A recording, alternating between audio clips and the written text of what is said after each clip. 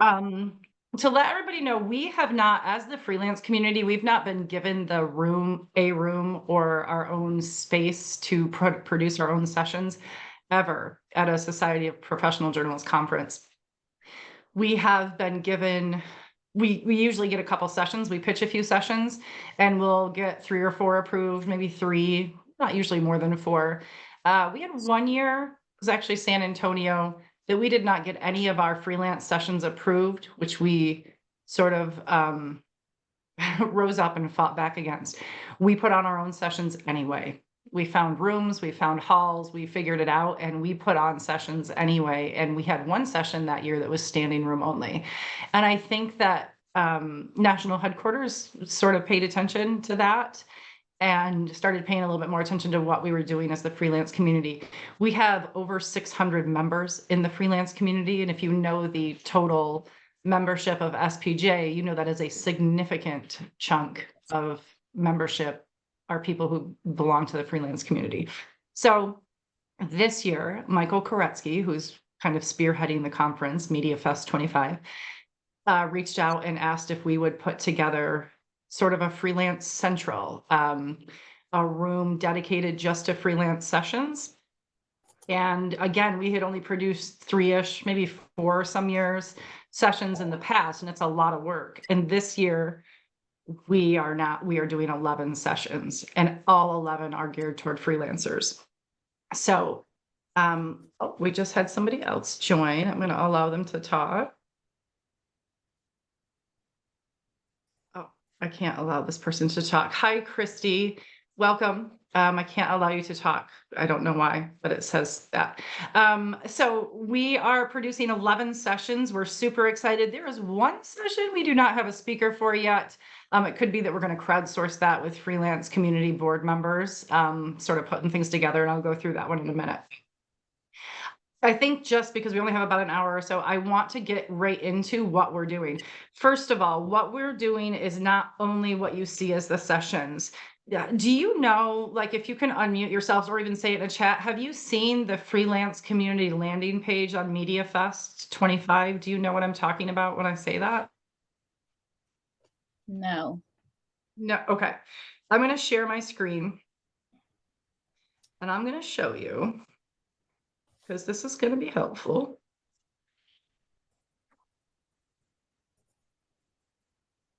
Okay. Okay, if you could all see this. This right here, so it's MediaFest25.com/freelance. And these are all the sessions that we're doing. So it sort of introduces us, and then these are all the sessions, the times, what it's going to be about, who the speakers are, and it goes all the way down to the bottom. I actually think this is our this will be our most popular one. I actually stopped reading right here when Michael Koretsky first put this up. I was like, wait, what about our freelancer editor meet and greet? And he says, yeah, just keep scrolling. So that's what this one is, from pitch to publication. And we have these editors who are going to join us and tell you how you can pitch stories to them and get paid. I actually have 2 more people to add to this list too. So these are the sessions. I'm going to go through them just so you can kind of see the times. There's more than this though. I'm going to show you this. This is sort of my working document that I use for myself. Oh, I'm not great with technology. Let me push this down here. Okay. So we're doing a coffee and conversation with the community every morning, or both the mornings, 8 to 8:50 on Thursday and Friday. I tried to get coffee supplied, but you cannot do that at this conference. You either have to pay a couple $1,000s to get coffee supplied. You're not allowed to bring in your own coffee and serve it to people. They have to bring their own. So if you just stop and grab some coffee before, if you want some, or whatever you want to drink, you can join us. So from 8 to 8:50, we're just going to be talking, shop, really no topic in particular. And then you'll see the different sessions we're having. So 9 to 9:50 is Freelancing 101, 10 to 10:50. And then each day we're going to have a lunch and learn. Again, bring your own lunch. We don't have the SPJ does not have the money to supply lunch, sadly. So if you want to bring your own lunch and just kind of meet up with us, it's all going to be in one room, the same room, the freelance community room. And that will be, we're still working on the topics for that. We think one of them is going to be journalism, like war stories, not actual war, but stories that are, horror stories, funny stories. I got kicked out of Herculaneum, Missouri one time. I didn't actually leave, but they wanted me out of the town. I was doing an expose on some stuff they were doing there that was pretty terrible. So I got chased around by the mayor's people until we left. But we got all our footage, so it was fine. So we've got some stories to share, but we want you to share stories too. So that's just kind of very laid back and informal.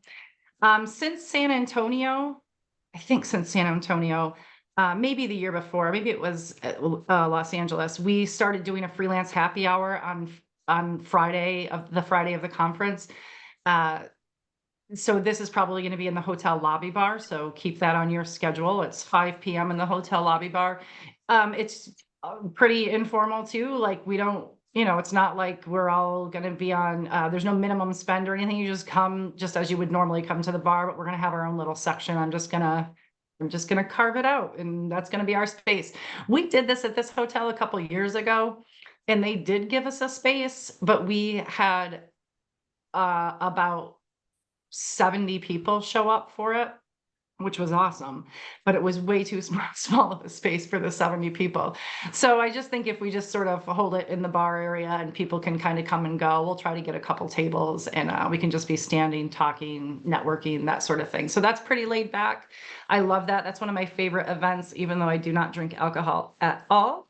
It is one of my favorite things to do.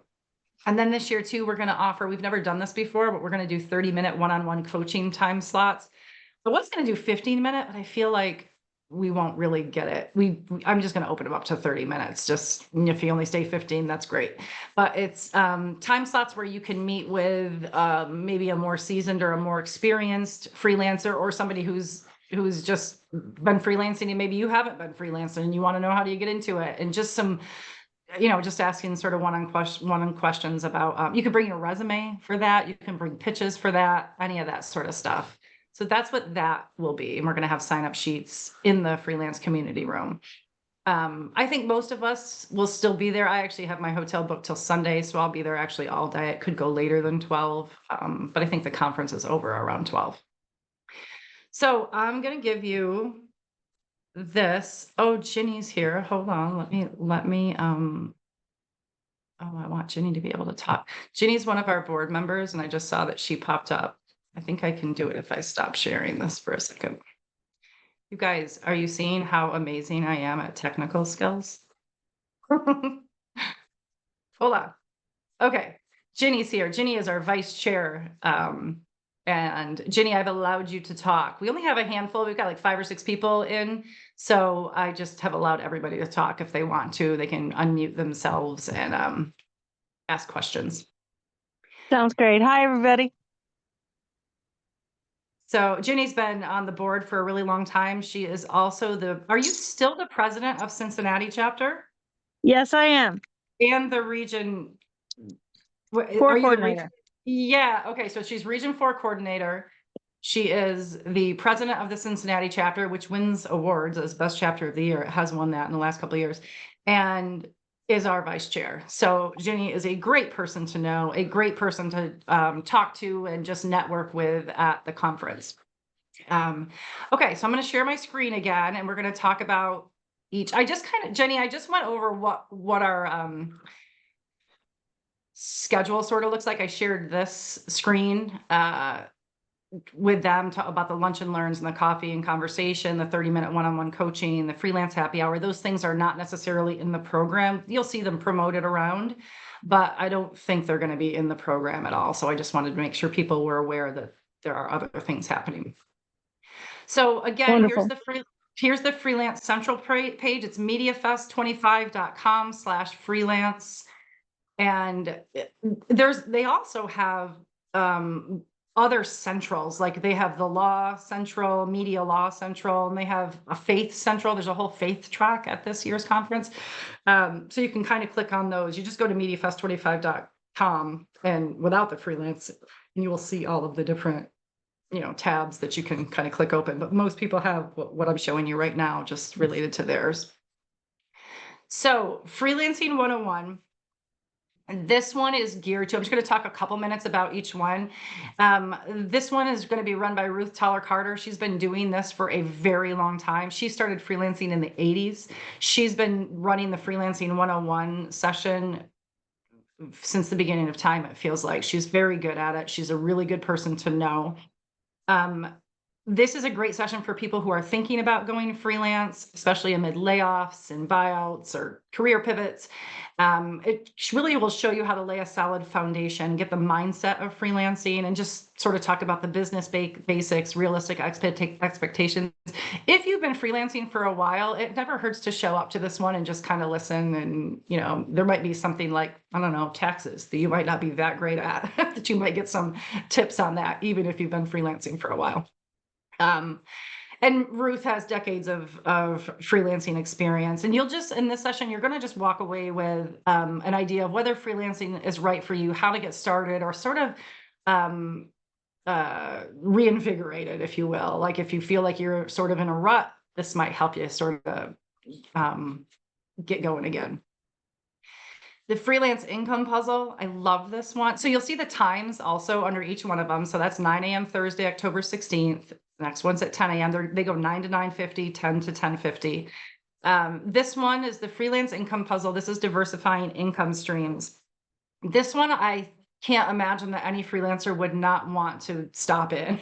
This is going to be an incredible one, whether you are just starting or you've been doing this for 30 years. But this one will talk about freelancing isn't just about one big client. If you're a freelancer, you already know that. You might have an anchor client, but you do, everybody has different clients sometimes. And if the client stops or doesn't need you anymore, then all of a sudden there's a big part of your income that's gone. So really building out different income streams is super helpful. But we're going to talk about alternative revenue streams like teaching, being an adjunct professor in a local community college, even newsletters, writing newsletters, editing, consulting. There's lots of different things, being speakers, a paid speaker. I actually do one of my main client really is I work on a TV show, and I've been working on this TV show since 2017. And a couple of years ago, 2 years ago, they said they were going to let go of their sort of their marketing team. And they asked if I wanted to take it over, just me alone. I'm like, that I have a lot, what I do, right? Said yes. And so all they have me do, I update their website. So now I'm a digital editor, and it's my TV show, so I know all the content anyway. So I update the website, and I also send out 2 newsletters a week. And it is the biggest contract I've ever had as a freelancer, this gig. In fact, when they told me how much it was, I actually thought they were hiring 2 people for it. It's because we were talking about somebody doing social media and somebody doing what I'm doing. And I thought the number they gave me was for both of us, and it was not. So, and that's just a couple newsletters a week. I write a couple new articles, newsletters, like it's pretty easy. So looking into those things, we'll kind of talk a little bit about that. And you'll get advice on how to set competitive rates, how to negotiate those rates, how to diversify without burning out. You might only write about one thing right now, and you might be feeling burnout. And how do you expand? How do you go beyond that? The 2 speakers for this are amazing. Catherine Reynolds Lewis. She's the executive director of the Institute for Independent Journalists. She is someone you should know. I would highly encourage you to join the Institute for Independent Journalists. And we are collaborating together on this. I mean, it is, an SPJ sponsored conference, but we invited Catherine to be part of this with the freelance community. So she actually is doing another session, and we'll talk about in a minute. And Tim Herrera. He's a freelance writer. He's an editor, a writing coach, and he's going to be great. So that is the first 2. So I'm going to move on to the next couple. the Writing Beyond Borders. This is one of my favorite ones, and it took me a long time to find speakers for this. I don't know why. I do know why. One speaker said he would do it, but he's in France and he couldn't come back for it. He said he would do it on Zoom. So that was really the thing. If you're working in international publications, you are not always in the United States. But we are getting Jessica Jury and Eric Phillips together. Jessica is the Voice of America Press Freedom Editor. And if you've heard anything about the Voice of America and the stuff that's going on with that in DC, and they're being, I don't know if it's still happening, but they're banned from the White House. There's all sorts of stuff in there. Anyway, she is going to come and talk about this, how to break into international publications. I think that this is one that not a lot of people think about, and it's a lot easier than you think. When I worked I worked at I was the food editor in the Middle East for the National. It's a big newspaper in the United Arab Emirates, and I covered all the food restaurant openings in Dubai and Abu Dhabi. I only did food. And when I left, I came back to the United States and I landed in Houston. And all I wrote about over there was food. Those people never saw another story from me unless it was a food, some kind of food story. When I landed in Houston, it was a few days before Hurricane Harvey hit.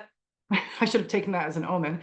So it was about a week after I landed, Hurricane Harvey hit, and the town I was in, which is just a suburb of Houston, was completely underwater. Our house didn't flood, but 90% of the houses in our area did flood, and Houston was buried in water. So that newspaper reached out to me and said, "Will you cover this live for us?" So I wrote 3 stories. International papers usually pay much better than US papers. I made a couple $1,000s in 1 week of coverage, and I only wrote 3 stories. And they had never seen what I had written before other than food. So just having that connection, now I became the on the foreign press desk because I had the connection there. So obviously you're not all going to go work for, newspapers overseas, but that establishing the connection, writing one story, being in the right place at the right time, being in a city where they need people to cover stories. There's a lot there. And I think that this will open up a lot of, I think this one will generate a lot of interest from people. So this one is going to be how to write for international outlets, and just how to expand your reach. How do you do this? How do you reach out to editors? It's really the same. That's the hint. It's the same way you would do it in the US. And this is going to cover pitching to foreign editors, understanding global news angles, and staying safe while reporting abroad if you do get one of the assignments that you go abroad for. And this is really just great for people who just are sort of adventurous and excited to go beyond the traditional domestic outlets, national markets. So that is that one. We have a few people on the board who have written for international outlets. We also have the international community. I don't know if you know this, but the International Society of Professional Journalists has an international community too. And that's something you can join. It's free, and they're a great source of information also. So now we're going to talk about this one. This is going to be, I think, pretty popular. We did one 2 years ago when we did the last in-person conference, which was 2 years ago. We did one on imposter syndrome, and we had probably 50 to 60 people show up for that. Now, imposter syndrome was specific to freelancers, but it was very popular. We know we had people in the room who were not freelancers, which is great. We want more people. But this is about mental health, setting boundaries, avoiding burnout. I think boundaries is the biggest. That's the thing I struggle with the most. But this is sort of it offers freedom, but you don't want to be too, you don't want to be too like, oh, I can work anytime from anywhere at all times. You still want to have the boundaries. Like yes, you can work all hours or any hours you want, but when people are expecting you to email at 8 o'clock, 9 o'clock, 10 o'clock, 7 in the morning, right?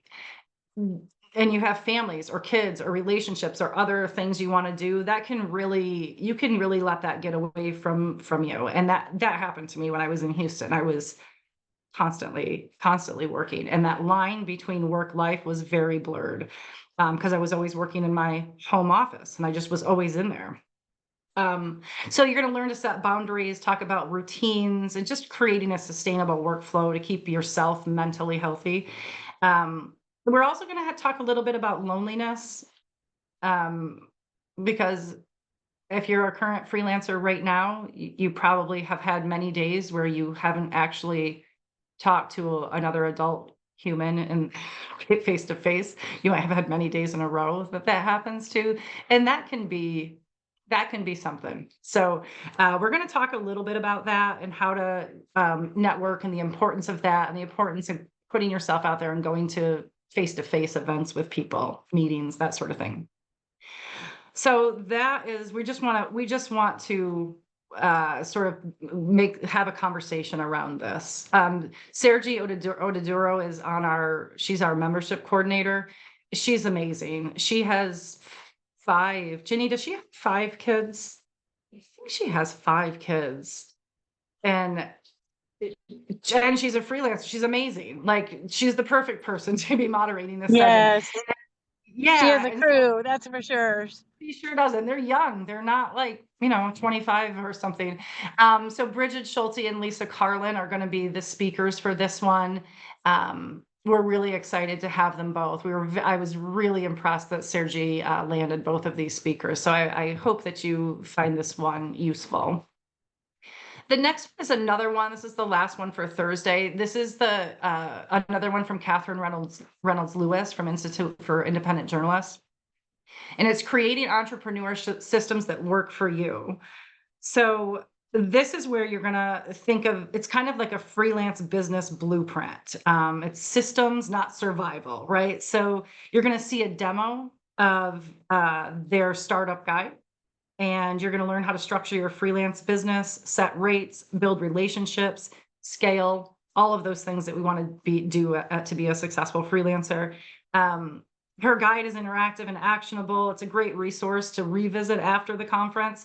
So I think this is a great one.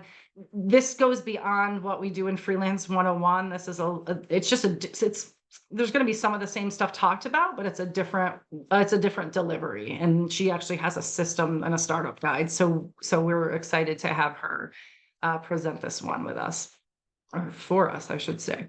I'm moderating that one, but Catherine is the speaker for that one. The next one is for the newbies. I don't know if anybody who's in our session right now is a college journalist. This conference is one of the partners at this conference is CMA, the College Media Association. So there's going to be a lot of college students at this conference. You're going to see juniors and seniors in college. There are people who've just graduated. And this one is really aimed, I shouldn't say it's not just aimed for new college graduates, because this could also work for somebody who is brand new to freelancing, somebody who's been working in a career for at a full-time at a place for 15 years and now is going out on freelancing. So, but this is geared toward a little bit more toward the college population, which is going to be a little bit different than some of the Freelancing 101 and that sort of stuff that we're putting on. For this kind of early career journalists too. So this is going to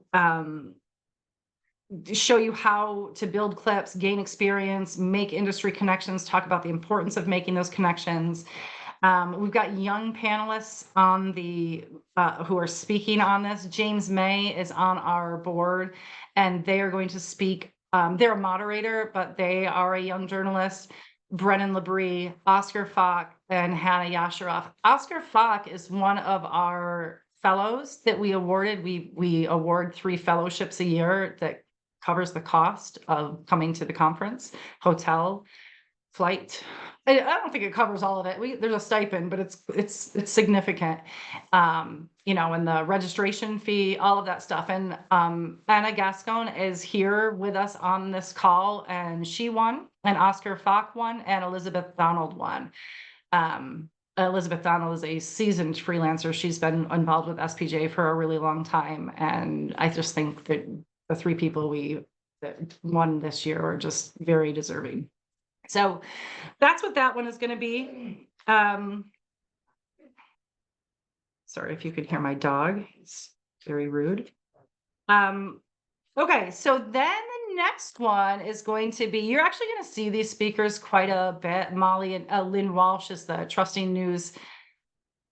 That's not right, actually, I don't think. I think it's the other way. Oh, no, I think it is. She is the assistant director and the program. Molly is the program manager. They have several sessions they're putting on throughout the conference. And the one they're doing for us is how freelance journalists can earn trust and demonstrate credibility. I think this is a really big thing that we don't think about often as freelancers. I ran into this when I first went out. I've been freelancing since 2005. And when I first went out as a freelancer, first couple of years, I had a big organization that was behind me. I just said I was with them. But when I started freelancing for other places and maybe lesser known places, there like my emails came from a Gmail account, right? Not the company account. And there was a little bit of, who is this person? Why are they, they want to be able to trust you. And how do you do that? So there's a lot in this one that I think people will get, take away. Sorry, I think people, I've sat into this on this session before. I sat in earlier, maybe April, they did it on a webinar, and I joined the conversation with Molly and Lynn and spoke a little bit about the freelance community. And it's an incredible presentation. I really recommend this one. But, freelancers don't have that editorial shield of a newsroom. So we need to figure out how to show credibility and how to build audience trust. That's good for all journalists, but especially freelancers. We need to engage ethically. There's all sorts of kind of tips and tricks that we need to do to build trust with the people we're interviewing, with our audience. So this is put on by Trusting News, and they're at the forefront of transparency in journalism. I would look into them a little bit if I were you, just to kind of get a feel for who they are. And this is ideal for freelancers who are covering tough topics, or working in maybe high misinformation environments, political journalists. It really can be for anybody. I did a lot of medical news. When I first started out, the first 13 years was mostly medical news. And I realized when I was a freelancer doing that I needed, the credibility became a much bigger deal, because I had people talking about phase 3 trials, and they were offering up patients for me to interview, and they had to trust me to do that. Okay. The next one is Mastering the Medium. I'm putting this one on. I'm the speaker for this one. So this is talking about how to freelance and write for digital, broadcast, and print.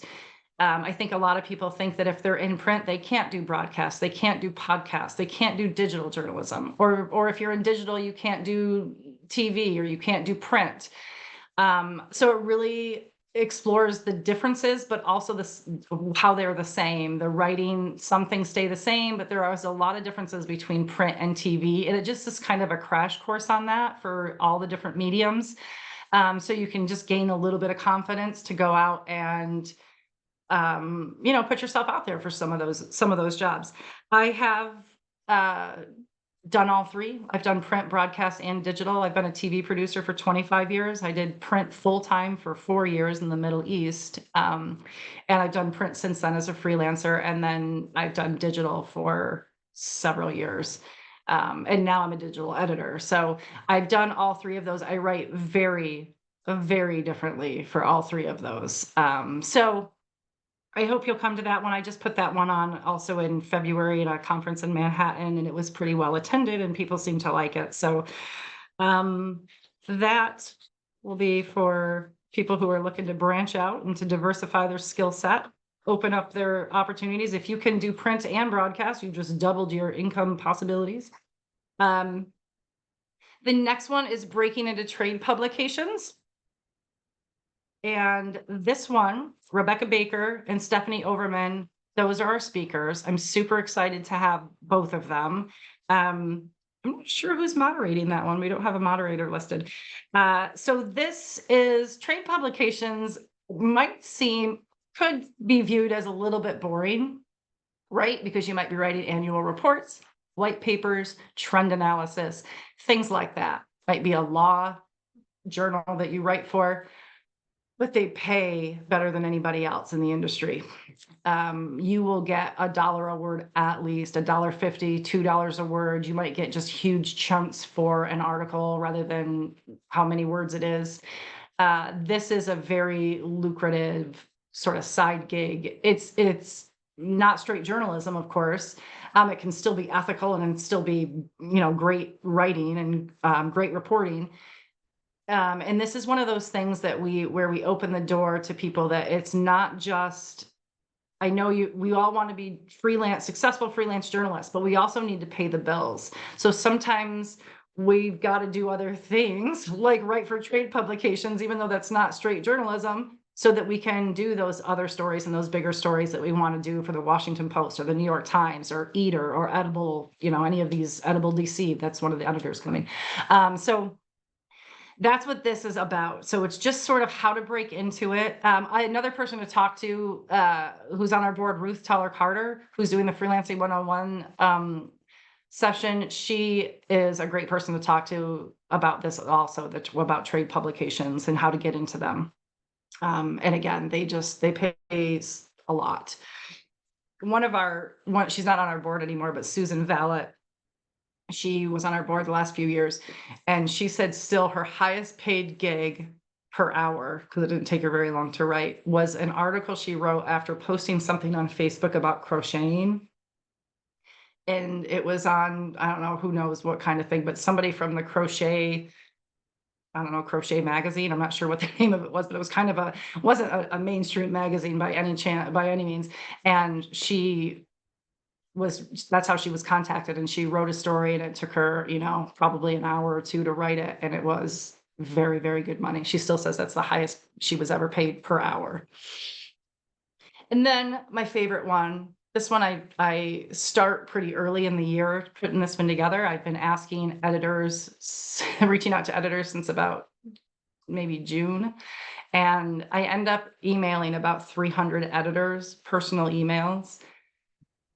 And I end up with about 8 or 9 editors who are going to be in DC, who can get to DC, who want to do this, who have the time to do this, who are available. All those things have to come together. So this is my favorite one. If you've hated all the session ideas so far, this is the reason to come to the session or the conference. It's everybody's favorite, Stacy. It's everyone's favorite. I love it. It's so good. It's super fun just to have the mixing of editors and freelancers. But we're going to be in our room, the Freelance Central room, and we're going to split up the freelancer. Hold on, I've got the editors. I've got 2, 3, 4. We've got 2 more. We've got Missy Frederick from Eater, and we have Laura Garcia from San Antonio Report. Both of those editors will also be with us on this day. And there's still another couple of editors that might join us, just kind of depends on their availability. So we've got Scientific American, we've got Washingtonian, ICT, which used to be Indian Country Today, now it's ICT, Edible DC, Quill Magazine. Quill Magazine is the SPJ magazine, and the print version pays well. So Lou Harry will be there for that. And then, like I said, Eater will be there. And Eater, I think that it is I don't think it's the DC. I'll have to go back and look what Missy is, but I don't know if she's just DC, but she can put you in touch with all of the editors for whatever city you live in to pitch stories to. So Eater is a great one to get into if you can get into there. And then what was the other? Oh, San Antonio Report. She was very excited to do this. She said that they hire freelancers all the time. So, and if you say, oh, I don't live in San Antonio, don't write that off, because there's a lot of people who don't live in the cities that they write in.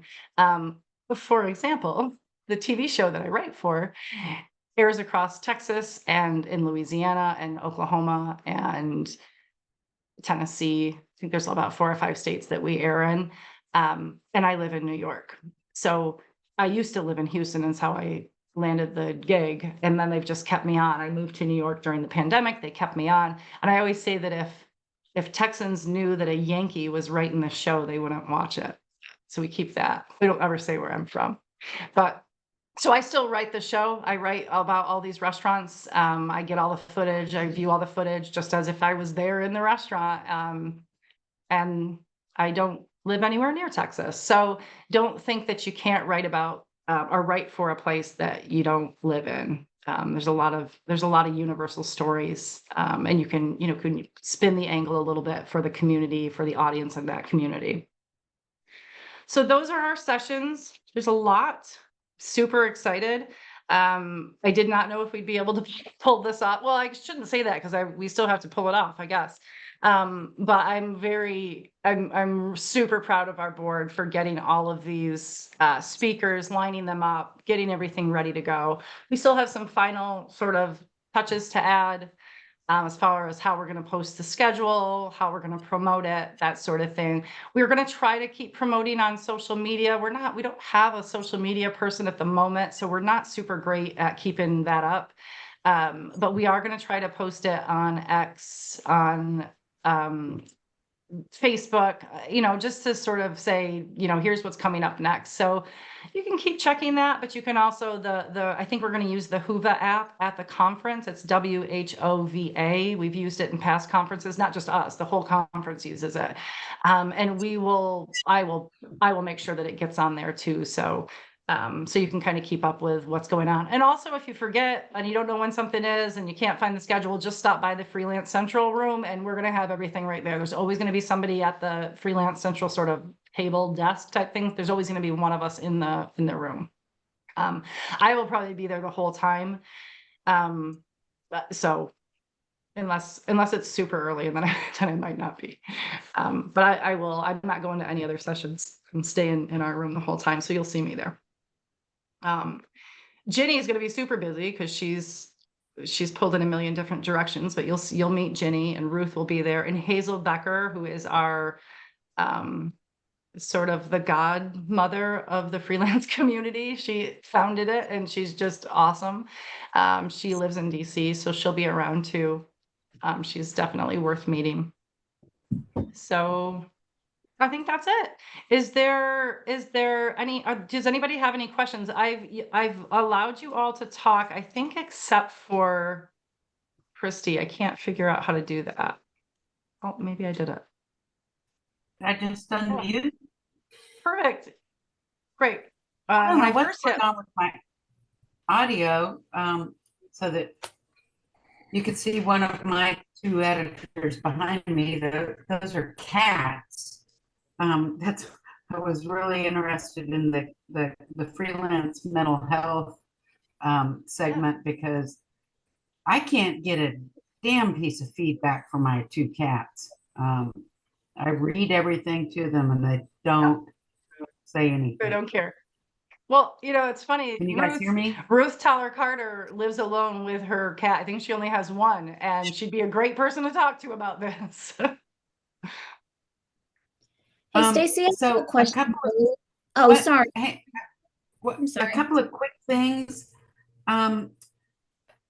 Stacey, when you said you didn't have a moderator for the trade publications, yeah, we just don't have it listed yet. We have one. We have one. We just don't have it listed. He hasn't put the name up. We do have it. I have another document where I have all that information, but I don't know why we didn't. I don't update this website. Michael Koretsky does it, and it could be that when I gave him the first draft, I just didn't have that information in there. So I'll have to get it to him. Okay, I was volunteering because one of my first freelance gigs was National Thrift News, and thrift was another name for savings and loans back when we had savings and loans. And I also introduced Stephanie Overman when she got an award from the DC chapter in June. But I just wanted to say real quick on those 30-minute one-on-one sessions. Yeah, I'm a longtime freelancer, a recent self-published author that I'd be happy to take a session if anybody wants to hear about becoming a self-published author. And I think that's, but also I can contribute on the funky publications, because I've been writing a lot. I found that religious publications will pay for freelance stuff. So Yeah. anyway, I'll be Christy, I would around. love to I'm have you. I'm It going does to not be have to in be the board. exhibition hall on Friday morning. It does not have to be board members who are doing the one-on-one coaching. If we've got seasoned freelancers who want to offer that up, I think the more voices we have, the better. So when you arrive at the conference, come and see me, and we'll figure out how to put the. I still have to figure out how to do the signups. If we're going to sign up for, you can sit with 3 of us, or if it's just one-on-one and you kind of choose who you want. I don't know. I got to figure that out. We have a board meeting on October 7th. We're going to kind of iron out those last minute details. But I say yes, come see me, and that you absolutely, we'd love to have you join us for the coaching sessions and be a coach for, some of the less experienced or new or college age journalists. Yeah, thanks so much for offering. Yeah, that would be great. Somebody else was starting to talk. Who is that? Anna? It was me, Anna. Oh, Anna, sorry. Okay, Anna, hi. Hi. So I just have a quick question about the from pitch to publication session. Is that set up so that we have an opportunity to actually pitch ideas to the editors during the session?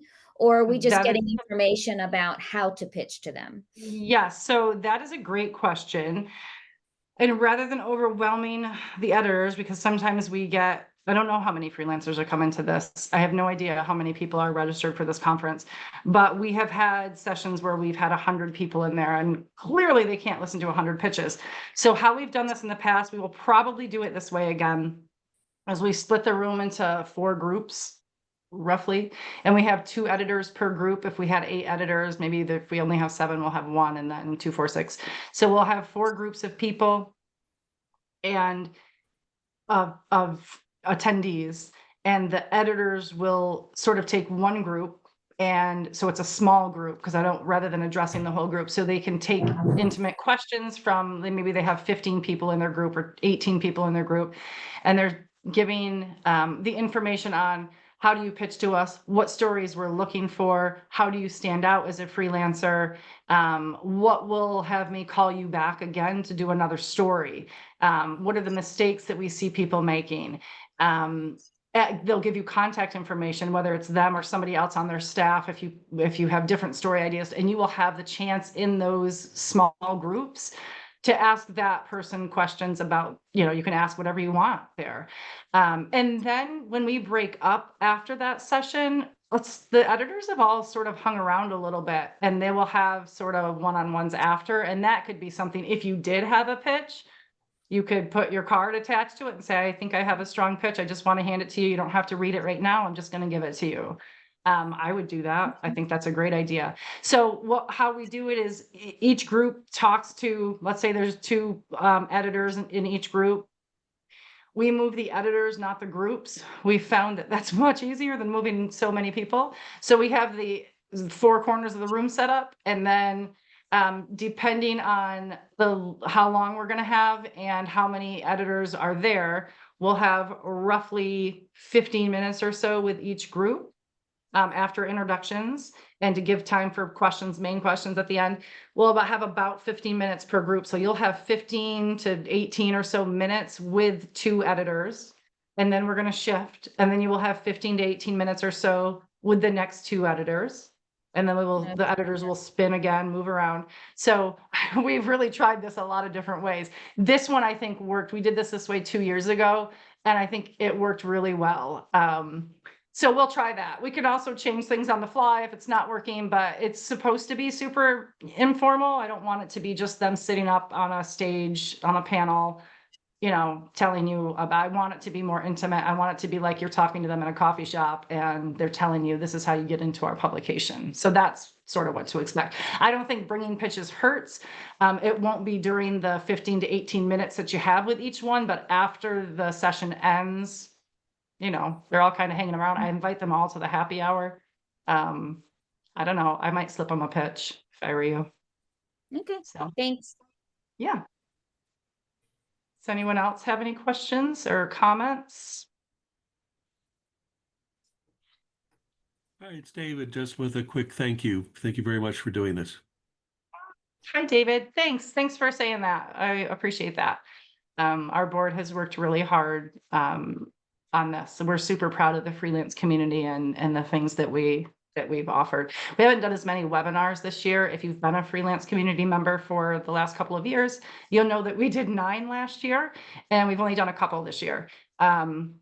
And some of the reason for that is because we've been busy planning this. We don't know if we'll get this opportunity again where we have our own room and we can put on 11 sessions. So we really wanted to take full advantage of it. And it's just we all have other jobs, and it just has taken so much of our manpower that we just haven't really done a lot of focus on the other topics, webinars. I do have 2 lined up for next year though. So I do have a couple webinars that you can look for in February, March, that sort of thing. I will tell you too that we are all just the board members that we have are all freelancers by choice. Every one of us, I believe, is a freelancer by choice. There's only one person on there who's looking for a full-time journalism job. But we've been freelancers by choice for a really long time. I mentioned that I've been freelancing since 2005. I had only worked full-time for 5 years before that. I started as a journalist in 2000, and I worked for 5 years. And I had my first client before I went freelance, which was the the news outlet that I was working for that did all the syndicated medical news. And then it just kind of grew from there. But I've loved the freedom. I've really loved the freedom of freelancing, and it seems to get harder and harder every year. And holding on to those anchor clients really makes it feasible, I think, for people to really have one big anchor client or somebody that you sort of work for all the time. And we can talk a bit about rates. That should be a conversation we have at the Lunch and Learn, because rates. I'm a real stickler about this. I do not think that people should work for anything less than 50 cents a word, a journalist, because there's too many content writers out there. I'm talking new journalists working for 50 cents a word. I do think that people should be paid more than that, the 50 cents and above. Now, that said, sometimes we just want to get the work and we want to, make a couple $100. I get it. I totally get it. And if it's a passion project, if you're something you're super interested in, sometimes it's worth taking less because it's something you really are passionate about and you want to write about it. I have type 1 diabetes. I was diagnosed as a kid and I've been living with it for 36 years or something. And I have written about that for free. I've written about my personal journey with type 1 diabetes, and it's been in different magazines, and I don't want to be paid for that. I don't ever accept money from that. So that said, I just want to make sure that we're respecting ourselves enough to, demand the money. Right. And maybe look over some of those places that are paying 1 cent and 3 cents a word. Those are for the content writers who maybe didn't have the experience that you have as a freelance journalist. They don't have this. It's a very different resume, what you would have and what a content blogger might have. That's also, listen, some of those bloggers are making a lot more than all of the freelance journalists too.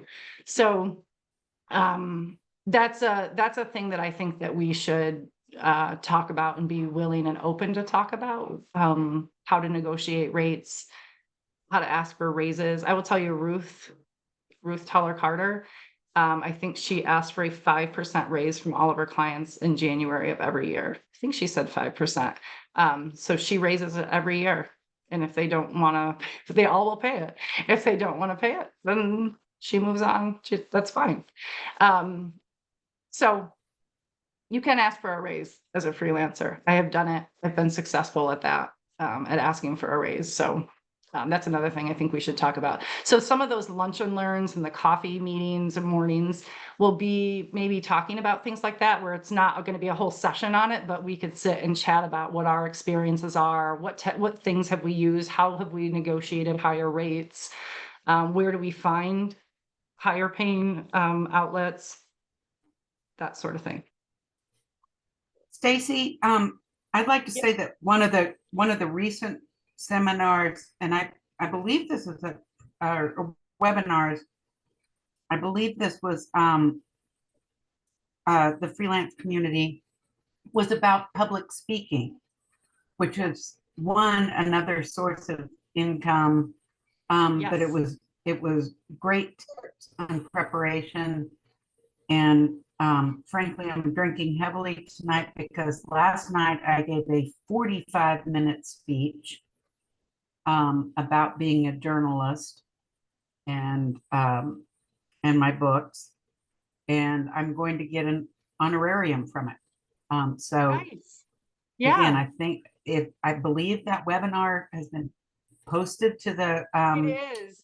It to the sure SPJ is. If you website, go, but I highly yep, if you go to recommend. SPJ, yeah. Thank you for bringing that up. If you go to SPJ YouTube, I actually don't even know what the website is, but you will see the latest webinars or, videos. And that is one of them that we did, is public speaking. It's a really good one for people who are presenting at the conference. That's why we did it a month before the conference, just for people who get a little bit nervous or whatever. Some people love public speaking. I love public speaking. I can go on and on forever, which isn't always the best public speaking, but I really love it. But I know a lot of people will struggle with it. I know that some people have said no to us as speakers because they do not want to, speak publicly. They don't want to be put in that position. So I do think just in general, that's a really good one. And it's another way to make money. I will also tell you too, that I have a whole second career. I am an English teacher, and that is very new. I just entered my second year as an English teacher. But that's a pretty great anchor client, right? I can pretty much do whatever I want as a freelancer if I've got my English teaching income coming in, right? And I work at a vocational, like a technical high school. So I'm teaching ELA to welders, high school kids, but who do welding, heavy equipment, criminal justice, cosmetology. So it's not the typical, let's read Shakespeare type of English. I'm teaching them how to do resumes, how to promote themselves, how to write about themselves in a 75-word bio, how to write a cover letter, that sort of stuff. And I do have to I am getting a degree. I'm about 80% of the way done, and that did cost money. It's not free to get a master's degree. I found out. So I have done this over a couple of years. I've been taking classes over a couple of years. This vocational high school hired me, knowing that I was working toward my degree. And that is I'm done at 3 o'clock. I've never taken work home from school. It's just a different kind of school that I work at. It's not a typical high school. But I'm done at 3 o'clock, and then I can do all of my freelancing and TV afterwards. And that's always a gig. So like teaching, it doesn't have to be for high school. It could be adjunct professors, teaching a couple night classes, that sort of thing. Teaching resumes. I was good at resumes before I was teaching resumes. That's one of the strengths that I've had. I've kind of mentored young journalists on resumes and how to make them stand out for at least 10 years. But I'm actually getting ready that is something that I will be teaching adults at our vocational technical school at nights, probably one night a month. So those are other ways to use your ability to write as a freelance journalist. Let me tell you, especially with the high school kids that I see, everybody's ability to write is going down the tubes.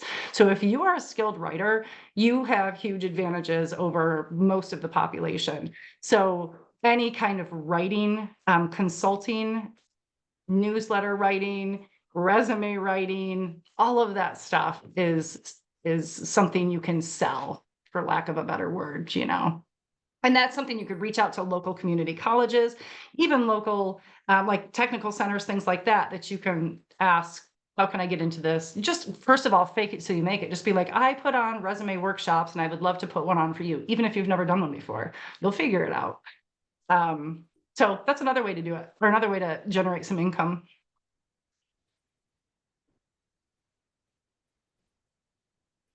I taught two semesters. Any other questions? I taught 2 semesters in the graduate public affairs program at George Washington University. Awesome. And found myself parsing sentences on the board, explaining that you have to have the verb agree with the noun. Yeah, It was, it's amazing.